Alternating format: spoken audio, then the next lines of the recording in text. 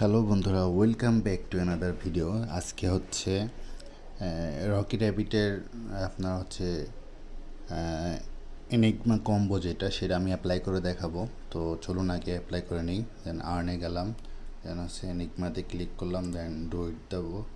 দেন প্রথমটা হচ্ছে আমি যেভাবে পূরণ করবো আপনারা সেভাবে পূরণ করেন।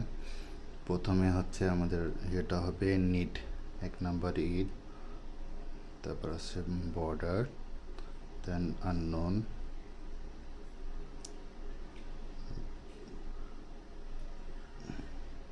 শিটলি, এটা 4 নম্বর। 5 নম্বর হবে পোলার, 6 নম্বরে অ্যাভারেজ,